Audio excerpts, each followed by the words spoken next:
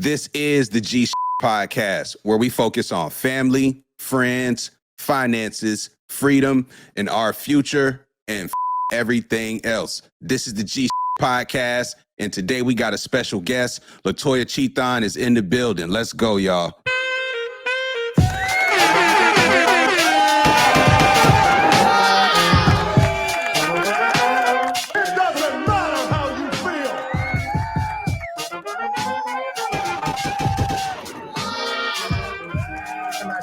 No talk back. You see me blink yet?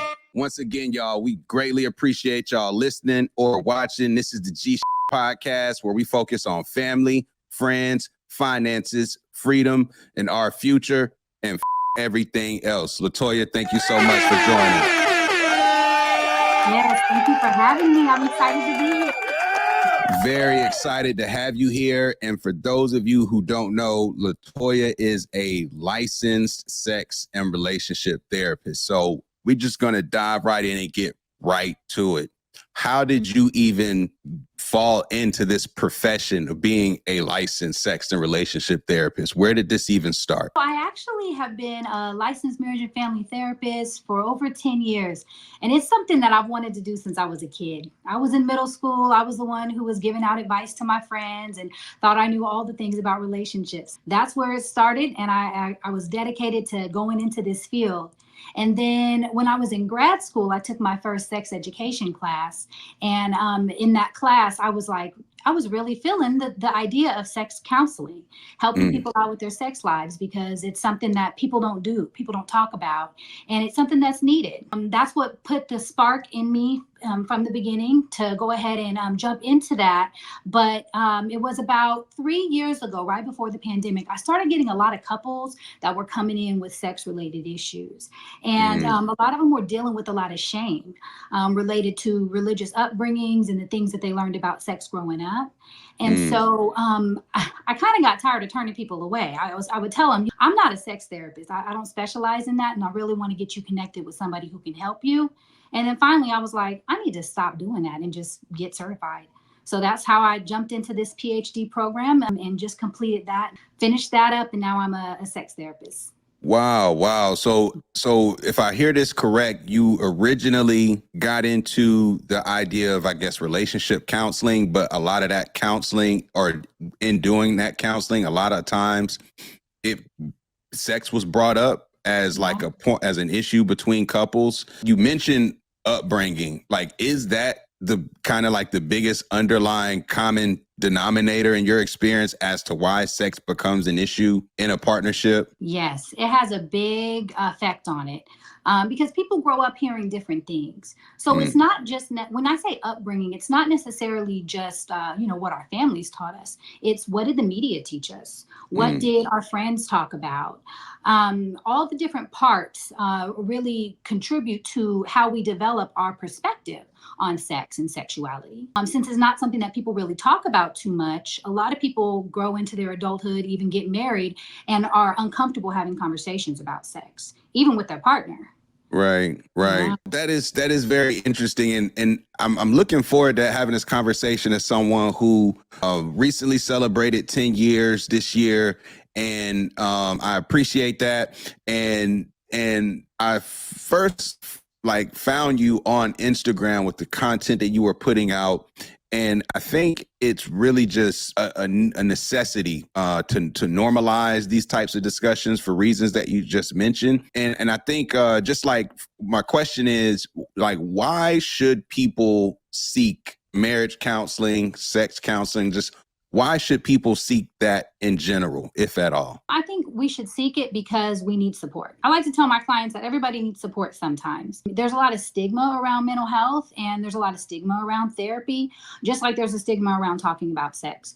So just because people are not talking about it doesn't mean that people are not struggling. And I think that that's the main thing. Even therapists, regular marriage counselors or couples therapists don't always feel comfortable talking about sex-related issues, just like I mentioned about myself before I got certified. How can it be that we're not comfortable having conversations about sex to help people in that realm when we are working with them on relationships? Sex and relationships oftentimes are going to go hand in hand, especially when you talk about marriage. Just really recognizing that there's a need for us to seek help whenever we feel like things are not going the way we want them to be going.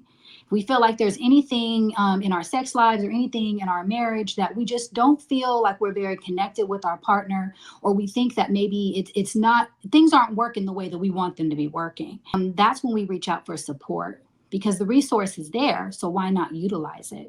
What about folks who might think that they don't need any support and that they think everything is fine?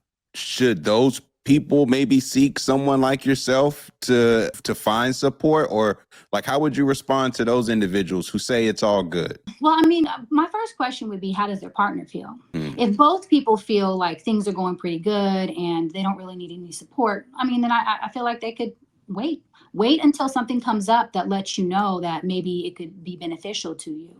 But I also like to remind people that going to therapy is really an opportunity for growth. It's an opportunity for individual growth. It's an opportunity for growth within the relationship and the connection and the intimacy in the relationship. And even if your relationship's going really well, it can't improve at all. So I think that by coming into therapy, no matter what the topic is, if you walk in with an open mind, you're curious to learn more and just understand yourself and the other person better, you're bound to learn a lot about yourself and the relationship and improve things. Even if you thought that everything was going really well, there's always room for improvement.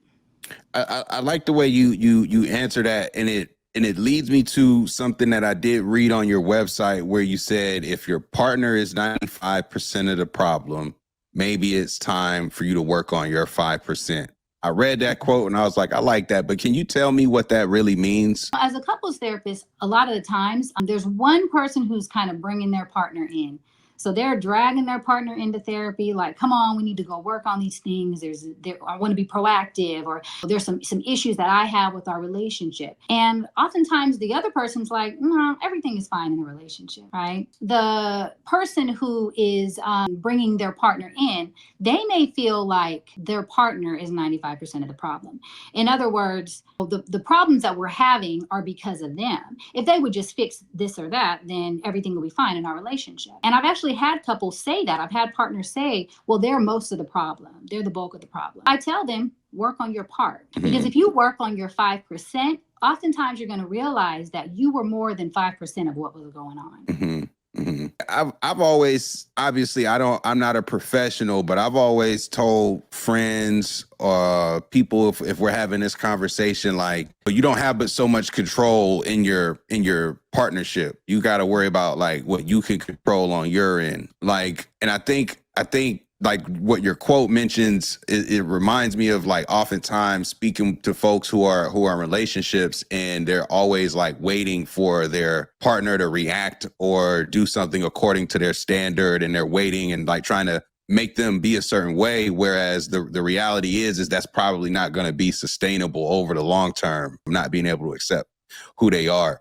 And I've always said that I think one of the things where in like a straight dynamic, where a man is courting a woman, what often happens is that man goes above and beyond what's probably more than what he's willing to do consistently over a long period of time. And then that becomes like normalized in the dynamic, and he can't sustain what he's like kind of established. And so I guess, what do you think about just like sustainability over time, like in a relationship, like from a sex perspective, what makes it sustainable over time so that not just like fiery at the beginning and then it fizzles out somewhat quickly? Like how do you, in your opinion, make sure that it's a sustainable thing over a period of time? Change comes from within. So anytime we're making changes based on things that are going on the outside, I think that's what makes it difficult to sustain it. I mean, you can think about that with anything. Like if I want to go to the gym, I have somebody who's encouraging me to go to the gym, but I only go because they're saying something to me about it or because they're willing to go with me.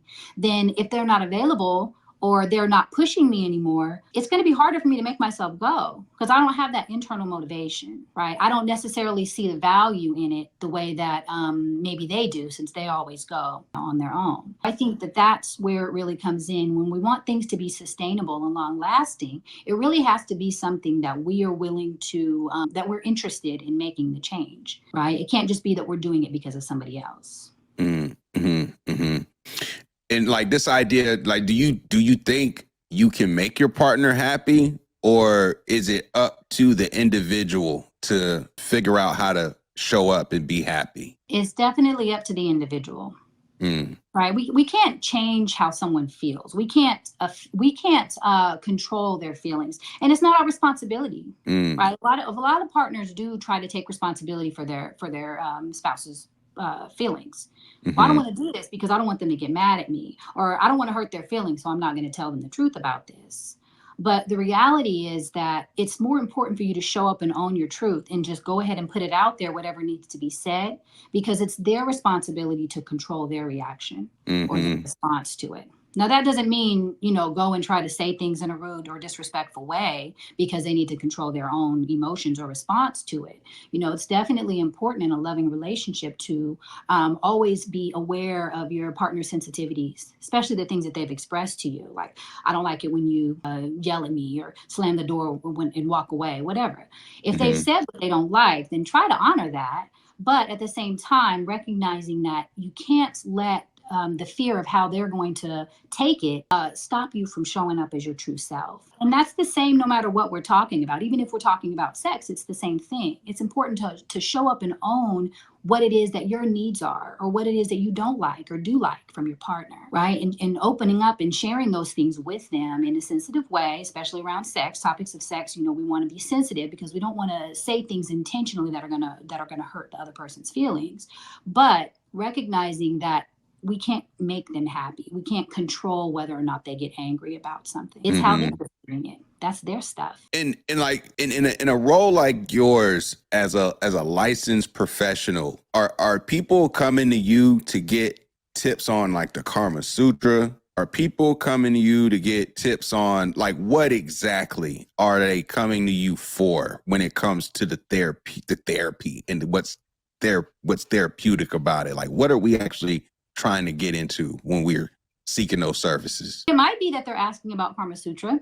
I could definitely recommend some books and things like that for them if they have any questions or if they want to spice things up. I do often recommend things like certain TV shows or Netflix that I've seen, things like that, or books where they can learn more, websites where they can teach you how to do certain things. So there are things like that I would recommend. But honestly, the majority of people who come to me for sex-related concerns are coming because there's what we would call a desire discrepancy, where one person wants it more than the other person.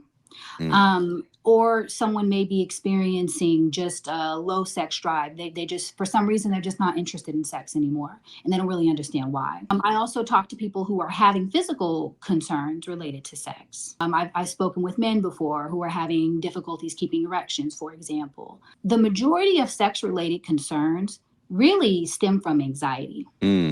Right? It's because we're in our heads. It's because we're worried about things. Does my partner like this? Are they gonna be upset with me if I don't do that? Am I doing this right? Am I taking too long to orgasm? These are kind of the concerns that people will come into sex therapy with. And what I do is I work with a lot of people on understanding the symptoms of the anxiety that's underneath, the fear, the worry, the stress about things that they're thinking, and how can they be more present, right? How can they focus on being more mindful and recognizing when those thoughts start to come up, so that way they can start to soothe those thoughts, start to talk back to those thoughts, start to try to distract themselves from those thoughts. But it starts with recognizing that is oftentimes what is holding us back from the sex that we really want.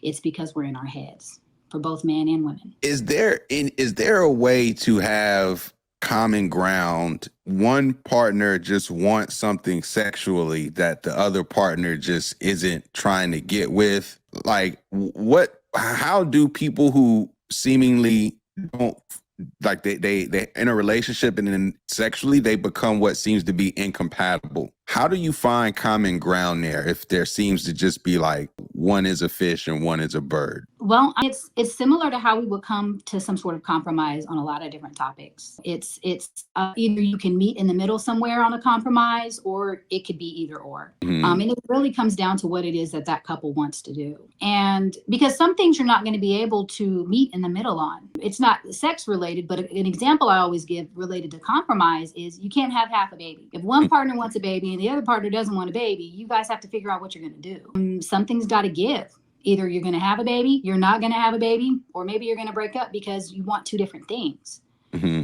But either way, that's how you come to that type of a solution is you figure out, where are you willing to budge? Where am I willing to budge? What are our non-negotiables? And some couples might get into a situation where they're just like, I am unwilling to do that. I don't want to do that sexually. And their partner can say, okay, I respect that. Or their partner can say, well, that's something that's really important to me. And if you're not able to do that, then maybe this isn't the relationship for me. One of those things that I think I've heard become more popular is the idea of like polyamory in the dynamic is like more acceptable than like a monogamous partnership.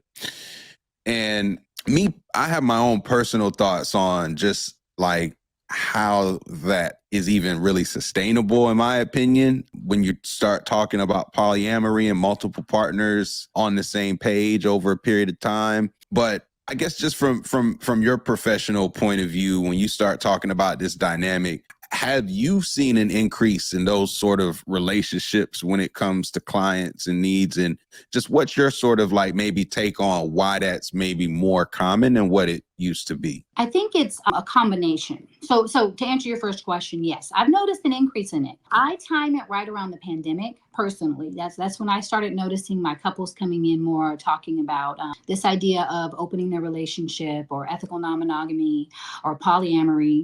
There's various different ways that someone may approach this, or a couple may approach this. But during the pandemic, I started noticing a big increase in that, and I was able to support a few couples through trying to figure out whether or not that was something that was for them.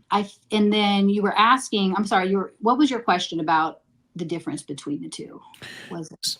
So I was asking just like, have you just personally noticed like an increase in that dynamic when it comes to your clients? And then maybe why do you think it's trending in that direction in terms of it being more common? Yes.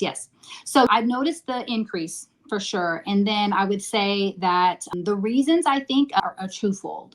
I think one thing is that it's become more, the society's become more open to the idea. You run into a lot more people who are open to having conversation about it, people who are open to exploring in that area. It's more in the media. We see it more on TV. We see it with things like Sister Wives and stuff like that that's come up. And those things make the society more open to and curious about it. Like, maybe this is an option for us, right? So I think that's part of it. And then I think the other part of it that has contributed to the increase is just the dynamics between couples. I think that a lot of people are feeling more disconnected. And I think that really was evident during the pandemic. When we're all running and busy and working and dealing with kids all day long, we don't necessarily realize how disconnected we are. But when we're stuck in the house and we can't leave, we're with this person who we've been with for a long time. Maybe we're married to them, and we just don't feel as connected to them. We just don't feel like we really want to spend time with them. Right? As the relationships got more disconnected, I think that people started opening their minds to considering trying different things. And this was one of the different options that kind of came up. If we can kind of supplement our relationship, if we can find someone else to step in and support us in building our relationship and provide additional things for us, whether that be sexually, whether that be having someone else around the house to help out with the kids. It just became more of an option for people. And one of the main things that I talk to a lot of people about with this is deciding to open your relationship is really not something that should be done from a space of desperation, right? It shouldn't be done as a way to save their relationship, because their relationship's not what they want it to be or need it to be. So they're thinking they're going to add someone else in and it's going to get better. But adding someone else in those kinds of situations will oftentimes make things worse, because things are already not functioning well. right? There's already gaps in the relationship that need to be addressed. If they just go bringing somebody else in, that's not actually likely to solve the problem. What would be, say, I got I guess a couple questions, but with that said, if I think it's not uncommon, couples will struggle in the idea of either having a hall pass or opening things up or doing something where you include somebody else does become like a topic of conversation. But to your point, to you wouldn't necessarily recommend that because you're trying to find a remedy. So I guess my question is, what are some healthier things that you might recommend to folks in a situation like that you think is a better remedy than, say, what we just described? I would say therapy. Right? That's what I would say, right? Because if you know that things are not going how you want them to be going in the relationship, you know things are off, right? You know you're feeling disconnected. You know that the relationship's not where it used to be. You know you're unhappy or your partner's unhappy. That's a good time for you to get some support, actually work on the issues that are going on. And that's hard. It's hard to go to therapy and work on the issues. It's much easier to distract ourselves with something else, whatever that is. Right? It's about stepping into what you know you need and being honest with yourselves about it. And I think I would imagine, just with a role, like all of us as human beings have, like how we said, we were raised a certain way, and then our environments kind of give us like a lens that we might view things. We show up with these views and biases, and I would imagine, like, when people do ask me for quote unquote insight or opinion on relationships, I find it very difficult to help or share that insight, because what works for me, probably you wouldn't do it the way that I do it. Your tolerance for risk might not be as high as mine in certain regards. I find that part difficult to like talk people through. Like from your point of view, you're not there to tell people what their relationship should look like, but like, what are just some clear signs of both like like what healthy relationships kind of characteristics that should be there, and the opposite, like what are some characteristics or signs that things maybe aren't as healthy as you think? This is a good question. I would say one of the main things is what happens during conflict, right? Because conflict is inevitable.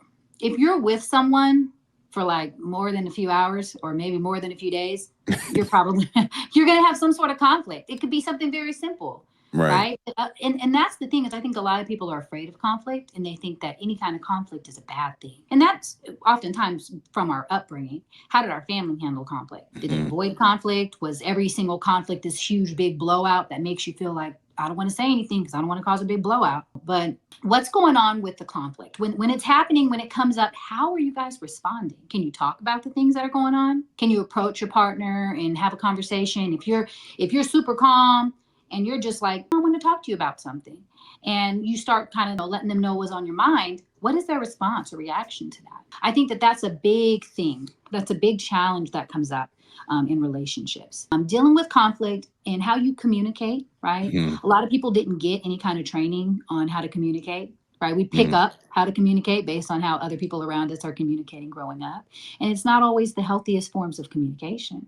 Those are the main things I would say.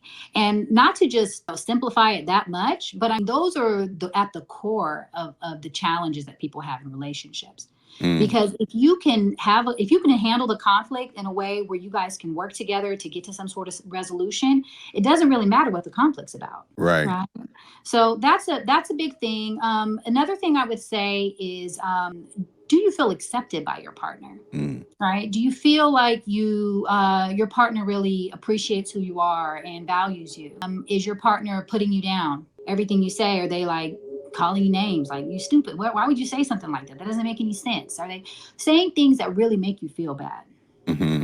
To where you can't really show up as your full self. You feel like you have to walk on eggshells in a relationship. Recognizing things like that. How do I feel in this relationship? That is another thing to really consider. And then of course there's the big things, right? If there's violence in the relationship, if there's aggression in the relationship, we don't feel safe physically, then obviously that's a sign for that we need some support. But noticing that emotional piece, I think, is the thing that kind of goes unseen. People deal with things for a long time feeling like this is just how it is. This is what it's always going to be like. But the reality is that we can always make changes if both people are willing to do the work, to really look at themselves and see what they are willing to change and work together with their partner to try to find a better way. I love the way you frame that. Well, like boiling it down to communication and conflict and how you manage both of those. I think is it's spot on. I've said recently that I've said it's marriages they boil down to like finances and uncertainty. Like when things are uncertain and the money's not good, like it's just not going to work. But I think beyond that, the conflict that comes from when things are uncertain and how poorly things are communicated when things are uncertain or when finances are bad is really like what makes that more, I say, widespread in a bad way than it needs to be. So what, in my experience, a lot of us growing up, you mentioned we don't see the models close to us, how to communicate.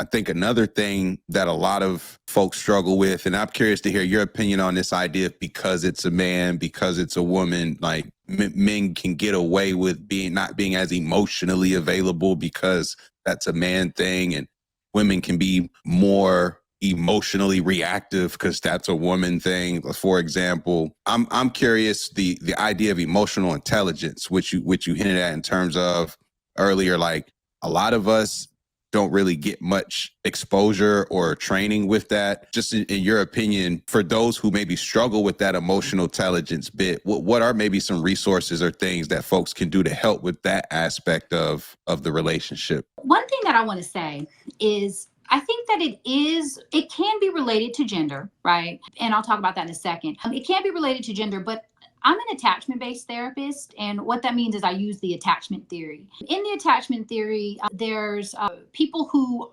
tend to respond more anxiously. They're considered anxiously attached. They're the pursuers in the relationship. And then the people on the other side of the relationship, typically, because these two people oftentimes will end up together, are the people who are more avoidant. They're the withdrawers in the relationship. The relationships then have this push-pull dynamic that's a pursuer-withdrawer. So I think that the way that we respond, whether we're emotionally intelligent, whether we are comfortable talking about emotions, whether we are interested in trying to resolve issues and kind of we enter into fight, or whether we enter into flight during a conflict, all of those things, I think they're less gender-based, and I think they're more based on their attachment styles. Because I talk to a lot of men who are more emotional. They show their emotions more than their wives do. And then so if the wife was, in this example, was raised in a household where they didn't talk about emotions much and her emotions were dismissed, and she doesn't feel comfortable opening up in that way, then she's going to be a person who's probably more avoidant or withdrawing. And then if in this example, the husband likely grew up in a household where people talked about their emotions. Maybe they were loud and yelling when they were talking, but they were letting them out. Mm-hmm. Right. So he may be more comfortable with emotions, which then may make her feel uncomfortable. Like, why you keep talking about your emotions all the time? Hold it in. What are you talking about? Right. So I think that it has more to do with the attachment styles. And going back to the gender piece, in our society, it is more welcomed for a woman to be emotionally expressive, right? It's more expected. And for men, I always tell my clients, unfortunately, in our society, men get two emotions. Either you're angry or you're all right. Mm-hmm. Mm-hmm. Right? When men are growing up in our society, they're not really given the space to say, I'm feeling really sad right now. Right? Or I'm disappointed in this, or I'm feeling a little jealous that they got that ice cream and I didn't get that ice cream. Mm-hmm. Right? Because they're told, suck it up, deal with it, man up. What are you talking about? What are you gonna do, cry about it? Mm-hmm. Right? So as a result, men have learned to stuff their emotions, which makes it even harder, I believe, for the men who are more anxiously attached. Right? Because they're in a space where they can't be themselves at all. And they know they want to talk about it, but they don't want people to judge them for talking about how they're feeling or being, quote unquote, too emotional. Mm-hmm. Right? Which you can't afford to be, unfortunately. Especially Black men. Right. right? And that's definitely a huge part of it. The racial piece does play into it in our country as well. No, I that's spot on. I think, and it makes me think about a couple things, like in terms of like the upbringing and how we start to shape how we exist in today's world. So, I grew up, people were starting to get cell phones, but it was still like you had to wait free nights and weekends. The internet wasn't on the phone. You couldn't just text without like a certain limit of text. Yeah, Today, they got Pornhub right on the phone. Like, it's just like the access to sex in terms of what culture is today and how it was. I think it's when I just look at, say, like a Lil' Kim, a Foxy Brown versus what, say, more normalized today, it's increased in my opinion. And I'm curious, like, how do you think just our culture in terms of like the influence of hip hop music more specifically, how do you feel like that impacts how we show up in relationships and what we expect out of each other in a sexual way? Well, I think that the media has such an influence on the society. So even when you think about back in the day, the media still had an influence on society. It's just that the message that they were sending was a different message, right? It was, I believe, I would agree that it was dialed down a lot, right? We were just entering the space where people talked about, or I'm sorry, would make music about these kinds of things. Before that, it was a lot of love songs and stuff like that. Right? But when you were talking about like Little Kim, Foxy Brown, I think that was kind of the beginning of it. And then rap in general, when rap music came out and they started talking about sexual things with women and things like that, that was the beginnings of it. But now it's just normalized. And I think that combined with access to porn and people just being just more sexualized, I think that those things all contribute to a lot of the challenges that people have growing up these days. I talk to a lot of men who come in and for all of my couple sessions, I always offer one individual session with each partner. And during that session, I explore their background. What did you learn growing up about various topics? Something that's very common is that men will share that they started watching porn very young. And then I ask them, how do they feel like it affected them once they started getting into relationships? And they talk about how it was difficult for them because porn is not an educational, that's not educational material, right? That's not supposed to be teaching anybody about sex. Not real. That's not how sex is, right? We have actors and we have, people who are producers who are jumping in and trying to help the angle to be perfect and stuff like that. And it really creates an unrealistic expectation of what sex is. And then the boys will grow up and get into relationships and they're expecting sex to be like that. So they're really ill prepared because it's not something that's being talked about by their family members most of the time. Their friends who they're getting a lot of advice from don't know much. And then the porn is not an educational material, it's not an educational thing, but it's used that way, right? Because that's where people go to learn for years and years and years in the privacy of their own bedroom, wherever they're at, on their cell phones nowadays. And I think all of that contributes to the challenges that they begin to have when they are in long-term committed relationships. And like also too, like parents and how parents will position just things for young boys versus young girls in terms of like what's acceptable. Oftentimes young boys in the family can go on dates before, say, the sister could, if the sister could even at all. Things like this, for example. From your experience, what is too early to be introducing that sort of conversation when you do have kids and you are trying to set them up to be well-rounded and successful? Like, when should parents really start talking to their kids about sex and things like that? Whew, this is right up my alley. I just finished writing an entire dissertation about this. Oh, wow. Yeah. And, when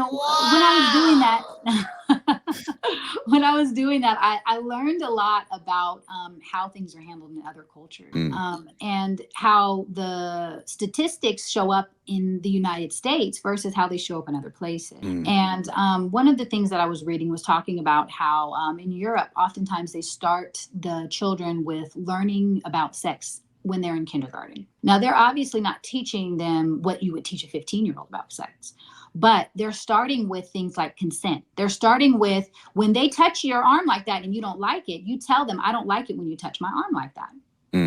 Right. And if you teach a 5-year-old that, and then as they continue to grow each year, continue to add on to it and work your way up, when you get to high school and this person's trying to touch them, they're going to say, no, I don't like that. I don't want you to touch me like that. Right. Because their voice has been given to them. They have the voice. They've learned the words, right? And they understand that it's okay for them to say that. And that's just a small example, but just by starting them really young and starting to add to their knowledge as they grow, that's what I would recommend. The second thing that I would say is something that I learned. I'm a parent, and I remember when my first son was growing up, he was really little, and I learned that you want to have conversations with them when they start asking questions, right? Oftentimes people ask questions, especially related to sex, and the parents will shy away from the questions because parents oftentimes don't want to feel the discomfort of having these kinds of conversations, but they need to be had, right?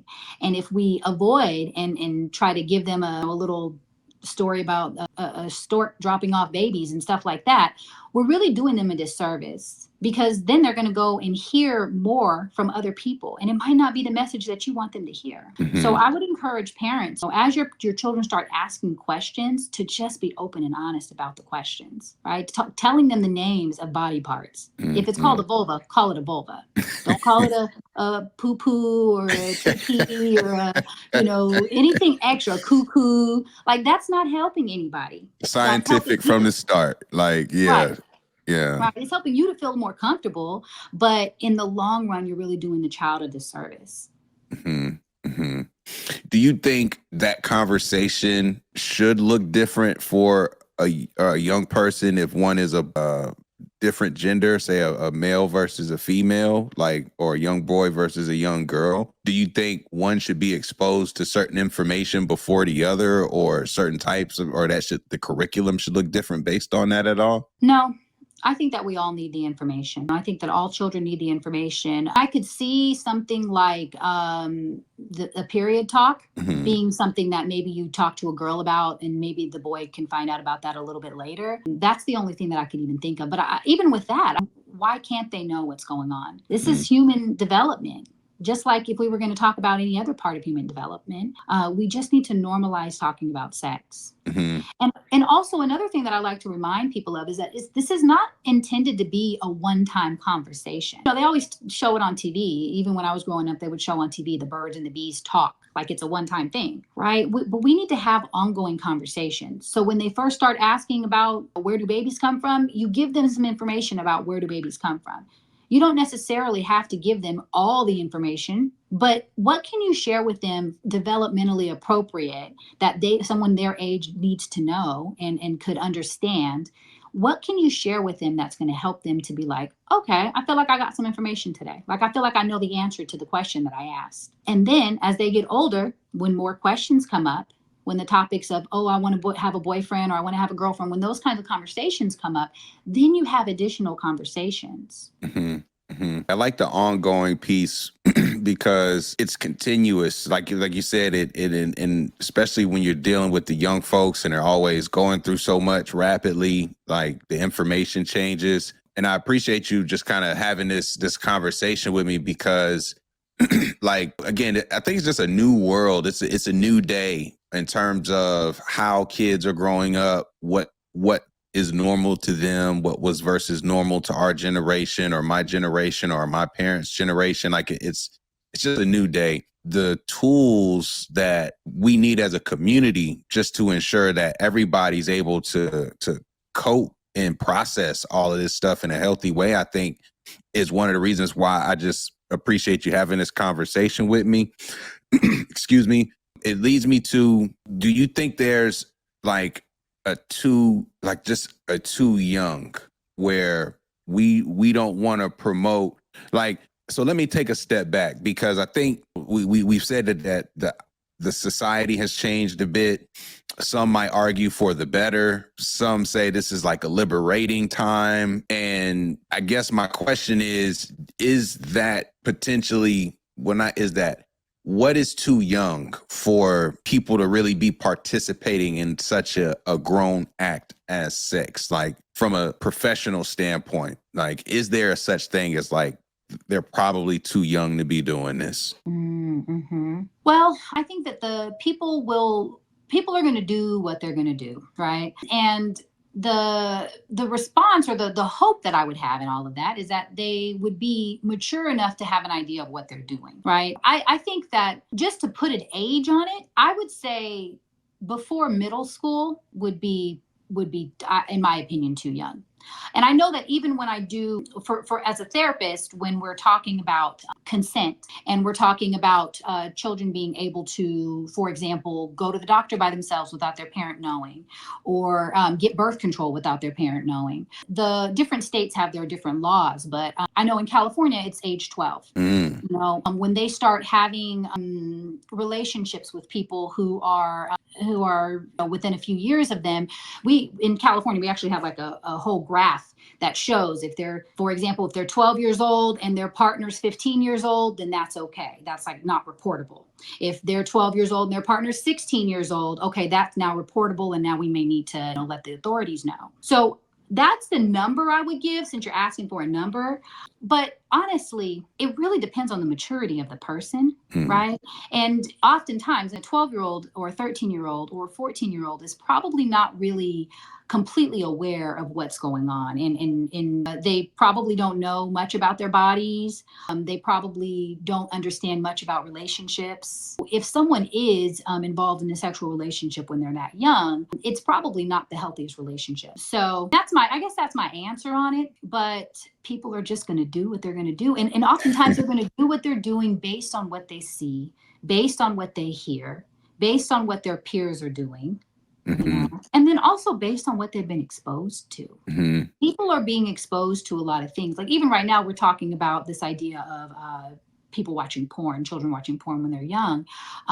In some families, they're exposing their children to things. And I see it in the news and stuff like that. And some people are very inappropriate in the way that they talk about things in front of their kids. Right. I get to hear a lot of the stories because I do ask people, like, how did your parents treat the topic of sex when you were growing up? So I get to hear a lot of different experiences that people had. So depending on people's exposure level, that could also trigger them starting in sexual activities earlier as well. Oh, that's 1,000%.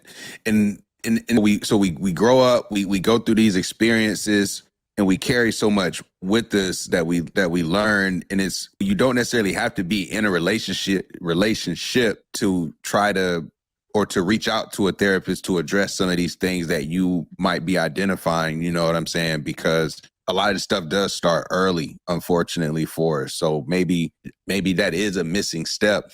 Like people will say, like, how do you know you're ready to even be in a serious relationship or go with something like a marriage? I'm curious, just like, if you are, say, considering like long-term partnership with somebody, what are some of the just things that, if you haven't had conversations about from a sexual standpoint, like in your opinion, that you might say, look, if you haven't had these conversations, you might want to make sure you start having them sooner than later if you're really thinking about long-term partnership? I think that it goes back to what it is that you want, what you don't want, what you like, what you don't. Learning that about your partner, right? And then being able to express that yourself. I talk to a lot of married couples who they could have been married for 10, 20 years and they just don't talk about sex at all. And before you get into a long-term relationship, I think it's important to explore questions, whatever questions come up for you, whatever it is that the do's, the don'ts, whatever it is that you want to talk about and your partner wants to talk about. I think that those are the things you want to start talking about even before, just so that you can make sure that you're on the same page on things, and make sure that you guys are comfortable having those conversations, because the conversations are necessary.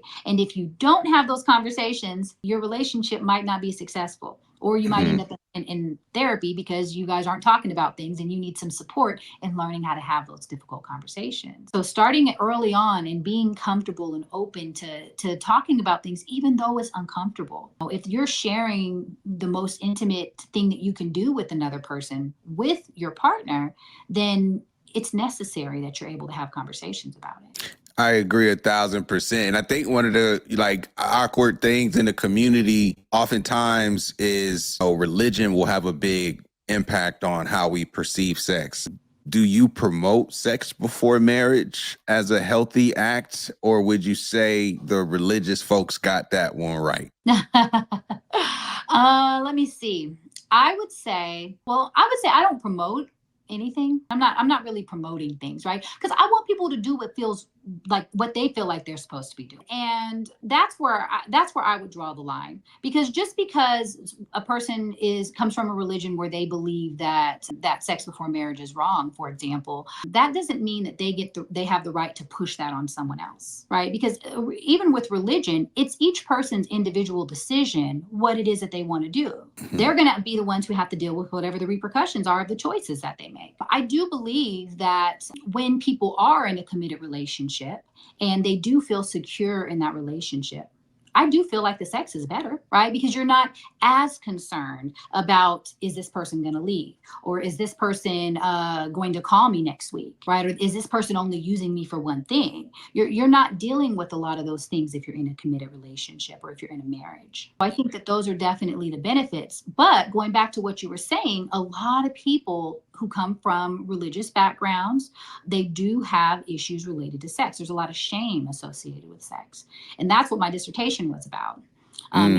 Helping Black women who come from Christian backgrounds to have a better understanding of the shame that comes from, that can come from their experiences and what we're told growing up, and having to unlearn that in order to heal, so that way they can have the sexual relationship that they were created to have. Wow, that is the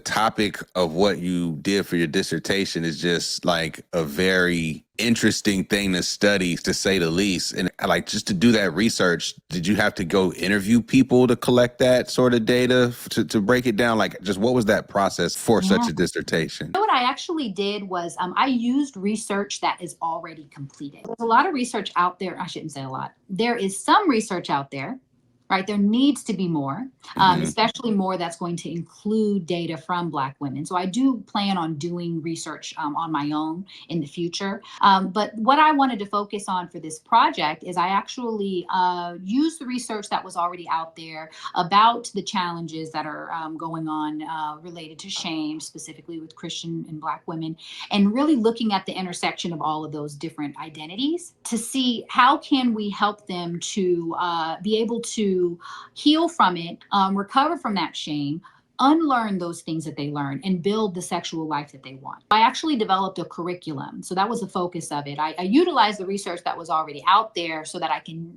spend my focus and my time on actually developing a curriculum for therapists to use. So that when people come in to their office with these challenges, because that's what led me to this grad school program, is I kept having women coming in with these same issues. They would say, I was told, don't have sex, don't do it, it's wrong, it's bad, I'm going to go to hell, all the way up until I got married. And then the night of my wedding, I'm supposed to know what to do.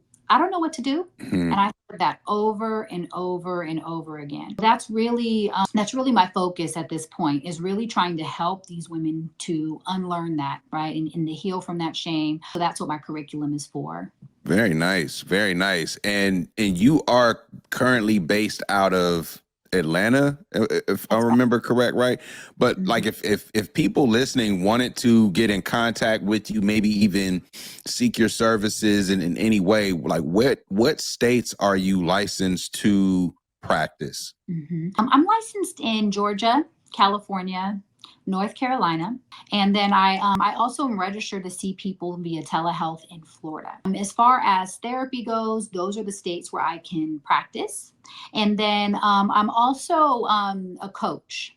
Right. So I'm also a relationship coach, and coaching is not limited by state. For things like different resources with improving their sex life, resources, learning how to use mindfulness, for example, in order to increase their desire during sex. Those things I could actually work with people no matter where they're at through coaching. And we're about to get out of here. Do you mind just giving like a layman's term definition of just what the difference is between therapy and coaching, just so people can understand that there is a difference between the two? Mm-hmm.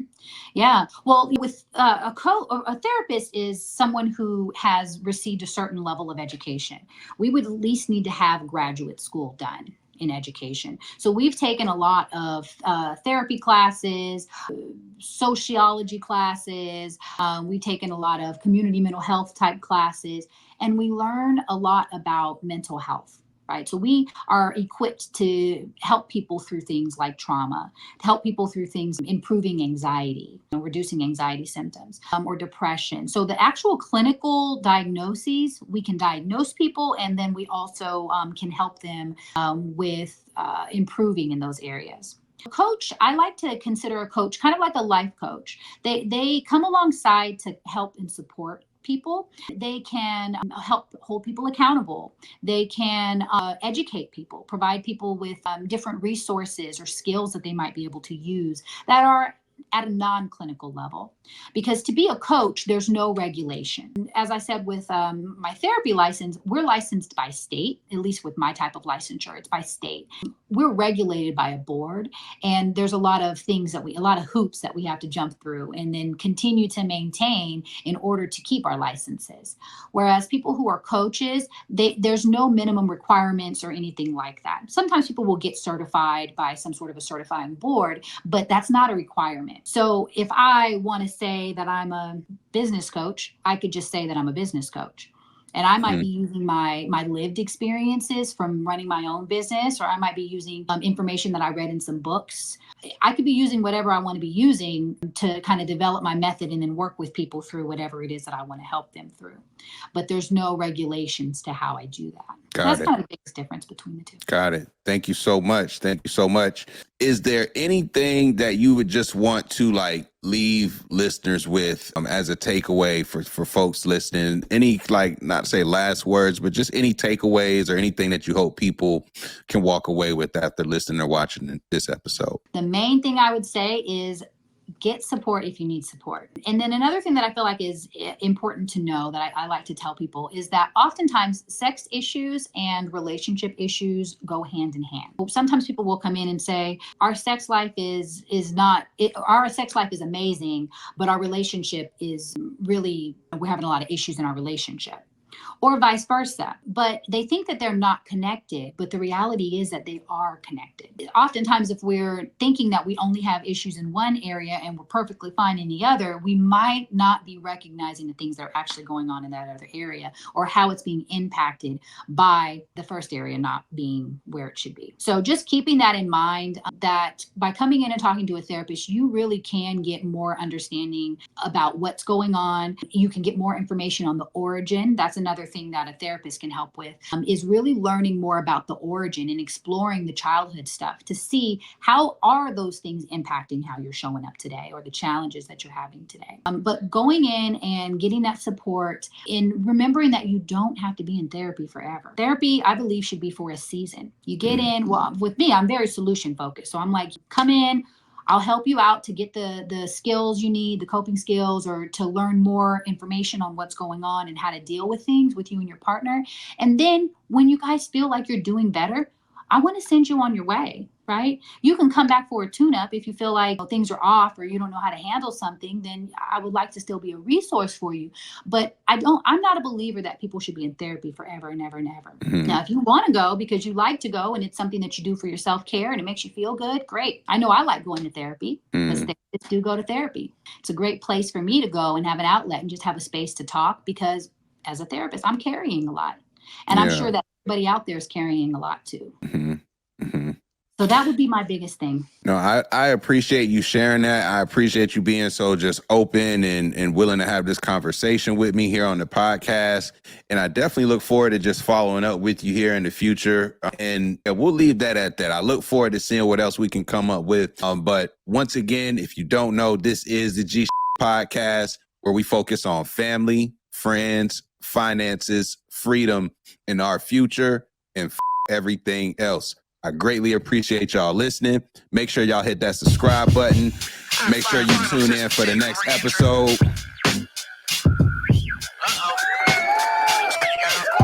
doesn't matter how you feel. go get y'all some therapy.